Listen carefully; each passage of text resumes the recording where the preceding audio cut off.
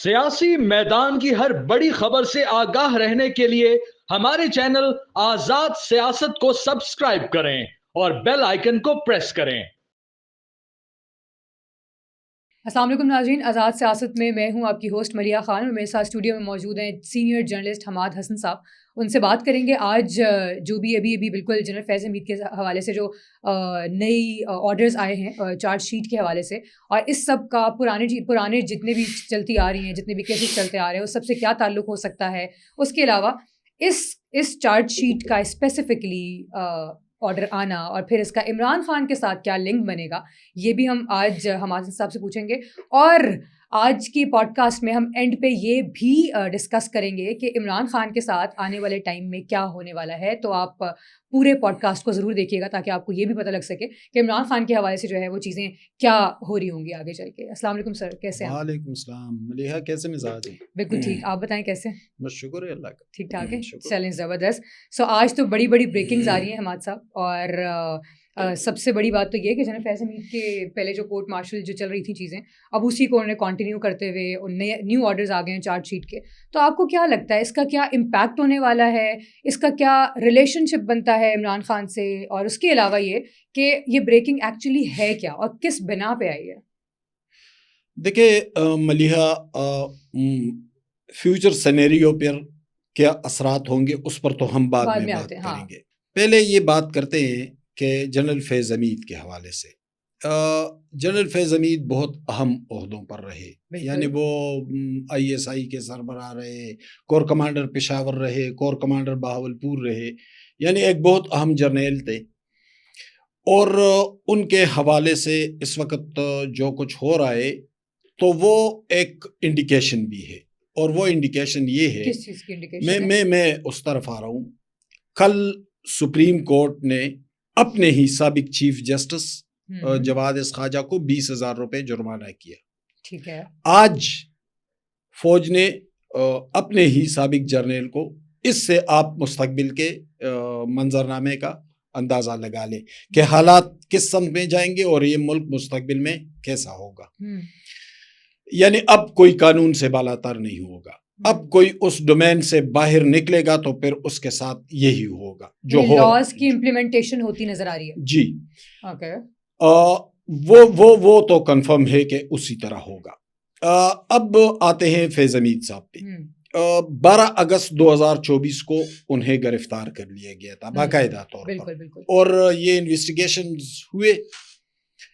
आज ISPR ने इस बयान को जारी किया है और उसमें 4 हवाले दिए गए हैं जो उन पे चार्जशीट लगाई गई है। फील्ड जनरल कोर्ट मार्शल उनका हुआ और फिर उस बुनियाद पर वो चार्जशीट लगाई गई है।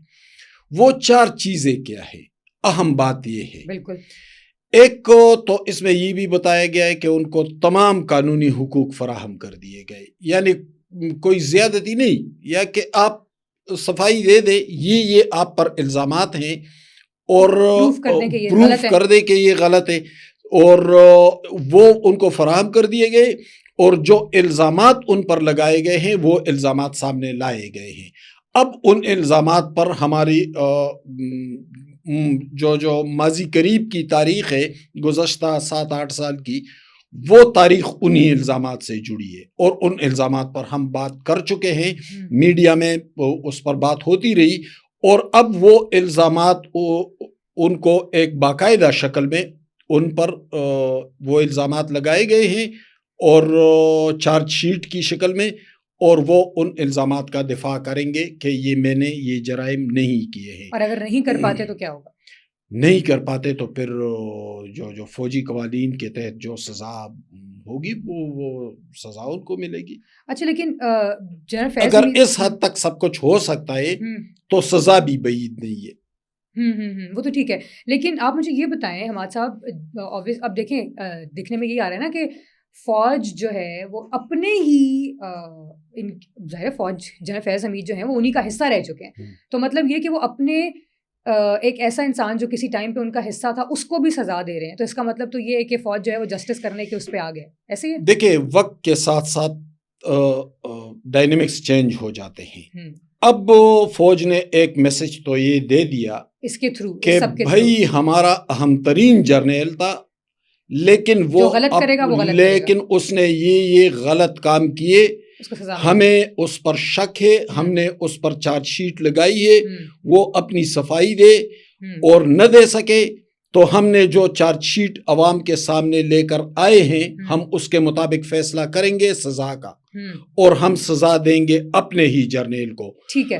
اس کے بعد اگر کوئی کہتا ہے کہ فلاں کو سزا نہ ملے تو پھر وہ غلط فہمی میں نہ رہے. اگر ہم اپنے جرنیل کو سزا اس کو گرفتار کر سکتے ہیں، اس سے investigation field, general court martial, charge sheet, یہ سب کچھ ہو سکتا ہے اور پھر اس کو سزا مل سکتی ہے، تو ہر کسی سے ہو سکتا ہے، تو پھر ہر کسی کو ملے. اچھا، اس سب سینیریو کا سیاسی حالات اور سیاسی معاملات جو چل رہے ہیں آج کل پاکستان میں، اس سب پہ کیا اثر پڑنے والا ہے حماد صاحب؟ کیونکہ دیکھیں ویسے ہی بڑے نازک حالات چل رہے ہیں، ظاہر ہے آپ کو پتہ ہے ہر جگہ سے کچھ نہ کچھ چیزیں ہوتی نظر آ رہی ہیں سیاسی معاملات میں. تو ہمیں اب مین وائل یہ ایک دم سے سامنے آ گیا ہے، تو کیا ہونے والا ہے اب سیاست میں دوبارہ سے؟ دیکھیں اس کے اثرات بہت گہرے ہوں گے اور یہ ہم بہت جلد دیکھیں گے، یعنی چند دنوں تک اس کے اثرات سامنے آنا شروع ہو جائیں گے. اس کے اثرات سیاست پر بھی مرتب ہوں گے اور عدالت پر بھی مرتب ہوں گے. میں کہہ رہا ہوں کہ سیاست پر بھی اور عدالت پر بھی. اب فیض حمید صاحب پر جو الزامات لگائے گئے ہیں اس میں ایک یہ ہے کہ سیاسی سرگرمیاں، آپ نے سیاسی سرگرمیوں میں مداخلت، سیاسی سرگرمیاں کی یعنی سیاست میں مداخلت کی. اس میں ایک یہ بھی ہے کہ مذموم سیاسی عناصر اور پھر پرتشدد واقعات بھی ہوئے. تو ظاہر ہے اب اس میں کوئی ابہام نہیں ہے. 9 مئی کی طرف اشارہ ہے، کھلم کھلا 9 مئی کی طرف اشارہ جاتا ہے. یعنی اگر اس چارج شیٹ میں اپنے جرنیل پر یہ الزامات لگائے گئے ہیں تو ایک طرح سے پرتشدد واقعات کو مان لیا گیا کہ پرتشدد واقعات ہوئے ہیں اور اس میں اندر کے لوگ شامل تھے.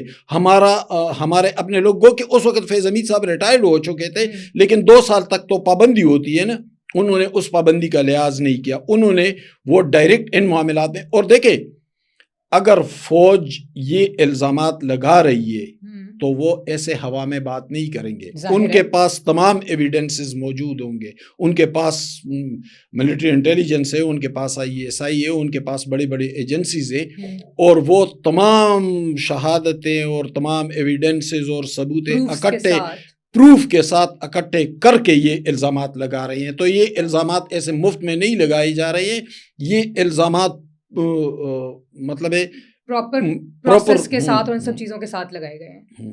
ٹھیک ہو گیا. اور اس کے علاوہ چلیں آپ نے 2 تو بتایا کہ ایک سیاسی اور پھر اس کے علاوہ 9 مئی والا، اور کون کون سے الزام ہیں جو لگائے گئے ہیں؟ اچھا، آفیشل سیکرٹ ایکٹ. ٹھیک ہے. تو مطلب ہے جو ان کی ذمہ داریاں تھی جس کا انہوں نے حلف اٹھایا تھا، تو کیا انہوں نے اس ذمہ داریوں سے روگردانی کی اور کہاں پر کی؟ یہ ایک بہت خطرناک حوالے سے یہ سوال ہے. اچھا، یہ سلسلہ دراز ہوگا. اس میں یہ بھی ہے کہ بعض افراد کو نقصان پہنچایا. اس میں وہ جو چارج شیٹ لگی ہے نا، اس میں ایک الزام یہ بھی ہے. بعض افراد کون تھے؟ بعض افراد پہلے تو اس ملک کے منتخب وزیر اعظم نواز شریف تھے، ان کو نقصان پہنچایا. ان کا نام نہیں لیا ہے، بعض افراد کو. لیکن آتے ہیں نا، حقائق پر آتے ہیں، ریالٹیز پر، کہ بعض افراد کو نقصان پہنچایا. بعض افراد میں پہلے تو آپ سابق وزیر اعظم نواز شریف کا ذکر لے آئے، یعنی Panama case, WhatsApp messages, WhatsApp عدالتیں، ثاقب نثار کا کردار، اعجاز الاحسن کا کردار، مظاہر نقوی کا کردار، اعجاز افضل کا کردار، یہ تمام چیزیں یعنی یہ بھی کھلیں گی. یعنی یہ کوئی ایسی چھوٹی بات نہیں ہے کہ بعض افراد کو نقصان پہنچایا. آپ پاناما سے لے کر وزیر اعظم کو جیل میں ڈالنے تک سے لے کر ٹاپ سٹی تک آ جائے، اور ٹاپ سٹی کا کیس کورٹ میں بھی ہے کہ وہ زمین پر قبضہ کون کر رہا تھا. ٹاپ سٹی کا مالک جو تھا معیز خان، اس نے عدالت میں کیا کہا تھا، اس نے کیس کیا تھا، اس نے میڈیا کے سامنے بھی کہا کہ مجھے میرے فادر ان لا کو اور میرے خاندان کے لوگوں کو اٹھایا گیا, ہم پر تشدد کیا گیا. تشدد کس لیے کیا گیا کہ ٹاپ سٹی کی زمین کس کو دی جائے. تو یہ جو بعض افراد کو نقصان کے حوالے سے بات ہو رہی ہے تو ان میں وہ بھی آتے ہیں, ان میں سابق وزیر اعظم نواز شریف بھی آتے ہیں, اس میں بہت سارے لوگوں کے نام آئیں گے, لیکن ان ناموں کے ساتھ کچھ عدالتی معاملات بھی کھلیں گے. جو کچھ ہوا تھا عدالتوں میں پھر وہ چیزیں بھی اس کے ساتھ ایکسپوز ہونے. ٹھیک ہے. اور جو جنرل فیض حمید کے ساتھ ہونے والا ہے, جو بھی آپ نے کہا نا کہ یہ سارے الزام ہیں اور ظاہر ایکسپوز ہوگا اور ان سب چیزوں کا جو ہے وہ سامنے کھلے گا, سب کچھ جب کھلے گا تو آپ کو کیا لگتا ہے کہ کیا کنیکشن بنے گا پھر عمران خان کے ساتھ, یا کون سے لوگ ہیں, کن لوگوں کے ساتھ کنیکشن نکلیں گے پھر فیض حمید صاحب کے؟ اچھا ملیحہ تھوڑا سا اس پہ بھی بات کر لیں. اس میں ایک الزام یہ بھی ہے کہ ریاست ابھی تک آپ الزاموں سے آگے نہیں نکل رہے, میں وہ دراصل امپورٹنٹ ہے اس لیے تھوڑا سا دیکھیں. ریاست کے تحفظ اور مفادات کو نقصان پہنچایا, یہ بہت اہم ہے. یعنی سرینا ہوٹل میں چائے کا کپ کس نے اٹھایا تھا, کابل کے سرینا ہوٹل میں طالبان کیسے داخل ہوئے تھے اور پھر سے تشدد کی لہر اٹھی تھی. بارڈر پر 32 چوکیاں تھی, اسے کس نے کم کر کے 15 پر لے کے آیا تھا. یہ بہت اہم سوال ہے. ریاست کا تحفظ اور مفادات, یہ آپ خود ریاست کے محافظ ہوتے ہوئے یہ بہت خطرناک انڈیکیشن ہے ان کوسچنز میں. اور آپ نے سوال پوچھا عمران خان کے حوالے سے, تو اس میں یہ بھی ہے نا, مذموم سیاسی عناصر کے ساتھ مل کر تشدد کے واقعات کیے, وہی جو 9 مئی کا واقعہ ہے نا, تو وہ کس طرف اشارہ جاتا ہے؟ یعنی نواز شریف نے کون سا تشدد کیا ہے, مولانا فضل الرحمان نے, آصف زرداری نے, ایمن ولی نے کون سا تشدد کیا ہے؟ گرفتار کیا گیا تب بہت اوپنلی کہا گیا تھا کہ اس سلسلے میں گرفتاری اور کیا لفظ استعمال ہوئے, مذموم سیاسی عناصر.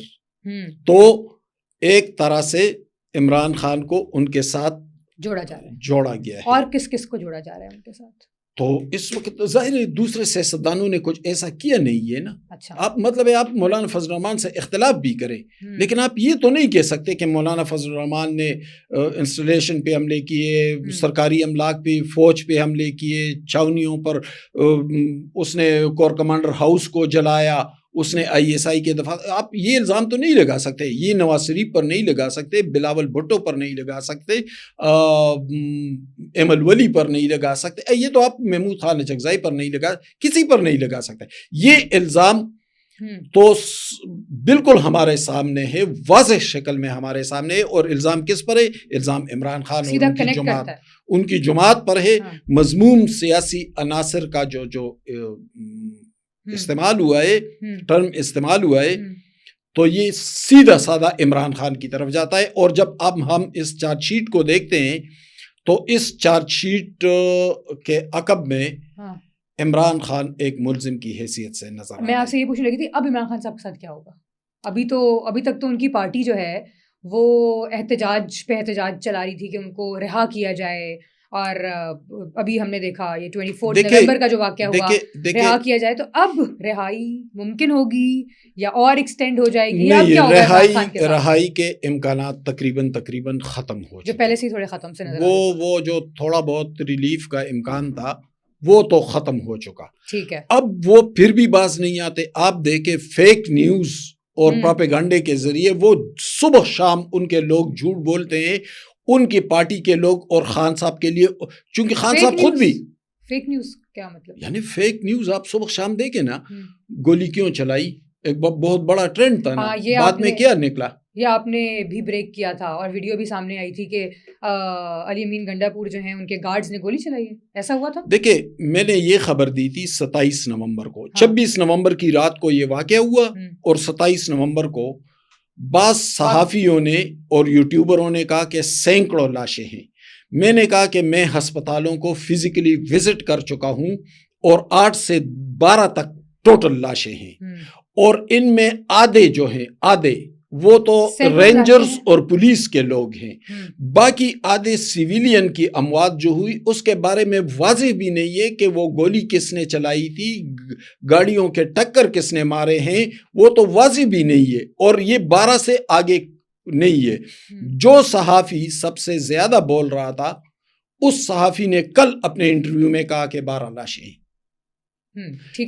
یعنی جو لوگ بول رہے تھے کہ سینکڑوں لاشیں، میں تو آج بھی اپنے خبر کے ساتھ کھڑا ہوں، لیکن جو کہہ رہے تھے کہ سینکڑوں لاشیں، اب وہ ہمیں سینکڑوں لاشیں دکھائے نا۔ تو ایک مسلسل پروپیگنڈے کا عمل، فیک نیوز، وہ پی ٹی آئی نے اون بھی کیا، وہ لوگ پی ٹی آئی کی طرف گئے بھی، ان کے ترجمان بھی بنے۔ ایک اور سوال ہے یہاں پہ حماد صاحب، آپ کو لگتا ہے کہ اس احتجاج کے بعد جنرل فیض حمید پہ آرڈرز آنا اور یہ سب اس کا بھی کوئی تعلق ہو سکتا ہے؟ نہیں، احتجاج کے بعد نہیں، یہ آنا تھا دسمبر میں، بلکہ میں تو تقریباً 1 ہفتہ 10 دن پہلے کہہ چکا تھا کہ 14 دسمبر سے پہلے فیض حمید کے حوالے سے معاملات سامنے آ سکتے ہیں۔ اب المیہ دیکھیں کہ 13 دسمبر کو انہوں نے شہداء کے حوالے سے جلسے کا اعلان کیا اور کہا کہ 14 دسمبر سے ہم سول نافرمانی کی تحریک شروع کریں گے۔ اس کو چینج کر لیا، کل کہتے ہیں کہ 15 دسمبر کو ہم شہداء کے حوالے سے تعزیتی جلسہ کریں گے، تو مطلب ہے 16 دسمبر سے سول نافرمانی۔ اب ان حالات میں وہ سول نافرمانی کیا چلائیں گے؟ اور سول نافرمانی پر تو ان کی اپنی پارٹی ان کے شدید خلاف ہے، بلکہ کل پی ٹی آئی کے کچھ رہنماؤں کا ایک اجلاس ہوا ہے جو میرے انفارمیشن ہے، تو وہاں عمران خان پر کھل کر تنقید ہوئی ہے اور کہا ہے کہ بھائی جس طرح الطاف حسین کرتا رہا، اپنے لوگوں کو بلیک میل کرتا رہا، کہتے ہیں کہ ہماری بھی تو وہ حالت ہو گئی ہے، کہتے ہیں لوگوں کو بلیک میل کیا جائے، ہاں کہتے ہیں کہ ہمیں کبھی کہتا ہے کہ احتجاج کے لیے نکلے، کبھی ہم سے 9 مئی کروایا جا رہا ہے، کبھی احتجاج بلو ایریا میں اور ڈی چوک میں لایا جا رہا ہے، ریڈ زون میں لایا جا رہا ہے، تو کہتے ہیں کہ بس ہم اس سے تنگ آ گئے ہیں اور سول نافرمانی کی تحریک کی کال ہم دیں گے تو یہاں تو 50% لوگ جو ہیں ان کے ذرائع آمدن جو ہیں وہ یہ تو چلے ساری چیزیں ہیں ہی ہیں، لیکن مجھے یہ بتائیں حماد صاحب، یہ سارے لوگوں کا خلاف ہو جانا، اپنی ہی پارٹی کے خلاف ہو جانا، اپنے ہی لیڈرز کے خلاف ہو جانا، یہ سب عمران خان صاحب تو اندر بیٹھے، ان کو کیا پتا ہوگا کیا چل رہا ہے، تو ان کے اوپر کیا اثرات ہوں گے اس سب چیزوں کے؟ دیکھیں، عمران خان کی ایک مقبولیت تو ہے، لیکن اس کو بھی دیکھنا چاہیے کہ وہ مقبولیت بڑھ رہی ہے یا سکڑ رہی ہے۔ اور دیکھیں وہ مقبولیت جو ہے نا، اس نے اپنے کریڈیبلٹی کو بہت خراب کیا ہے، یعنی ان کے جو کارکن ہیں ان سے آپ گفتگو کریں تو وہ کس طرح کا گفتگو کرتے ہیں، گالم گلوچ کے علاوہ ان کے پاس نہ سیاسی گفتگو ہے، تو مطلب یہ کہ ان کی جو مقبولیت ہے وہ کم اور ختم ہوتی نظر آ رہی ہے؟ ان کی مقبولیت تو فی الحال تو پختونخوا تک سکڑ گئی ہے نا، یعنی پنجاب سے کون نکلا ان جلسوں میں؟ ڈی چوک میں کون آیا، پنڈی میں کون آیا، سنگجانی میں کون آیا، لاہور جلسے میں کون آیا؟ پنجاب سے تو کچھ بھی دکھائی نہیں دیتا، بلکہ پنجاب کی جو لیڈرشپ ہے وہ سارے جا کر پشاور بیٹھ گئے ہیں۔ ٹھیک ہے، چلیں بہت شکریہ حماد صاحب، آپ کے وقت کا، ہمارے پوڈ کاسٹ کا وقت اصل میں ختم ہوا ہے، سو انشاءاللہ باقی اب آگے دیکھتے ہیں کہ کیا ہونے والا ہے ان سب سیناریوز کو، پھر انشاءاللہ ہم نیکسٹ پوڈ کاسٹ میں ضرور ڈسکس کریں گے۔ فی الحال وقت ختم ہوا ہے، مجھے اجازت دیجیے، اللہ حافظ۔